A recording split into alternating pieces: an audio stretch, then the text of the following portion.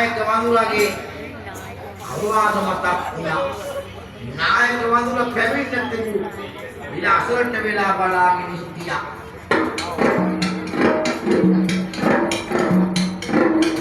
අමනායකයා එන තුරු බලා සිටිය වඳුරන් හට නිමනති සතුටක් දැනුණා නායක වඳුරා එන විට. ජස්භාවය පෙන්වා නායකයාගෙන් එතනට ඕදොස් නොකියා විමසුව වඳුරන්ගෙන් මේ විදියට. නායක වඳුරා එනවා දැක්ක වඳුරු පිරිසට තාමත් සතුටක් ඇති වුණා. ඒ නායක වඳුරු තෙමී ඇවිත් වඳුරු පිරිසගෙන් අහනවා මෙහෙම.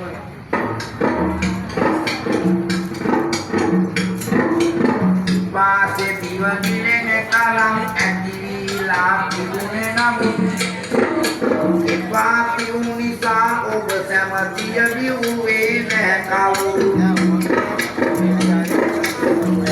සතුටු වෙලා වඳුරු නායකයා සැම දෙන ගැන වාම ඉවක් වී එතනින් බැලුවා වට පිට සැමතැන.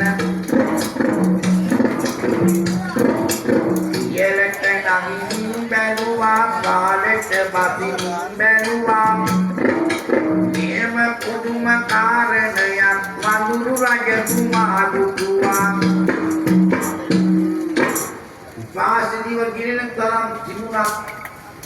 නායක වඳුරගේ කීම අහපු කෙනෙක් වියට බැස තිබුණේ. දැන් නායක වඳුරුතුමාට බොහෝ සතුටක් දැනුණා. මගේ අවවාද මේ පිළිසෝල පිළියම් කියනවා. නායක වඳුරුතුමා බැලුවා වට ඉහළට නැගලා බැලුවා. පහළට බැහැලා බැලුවා. විලාපියස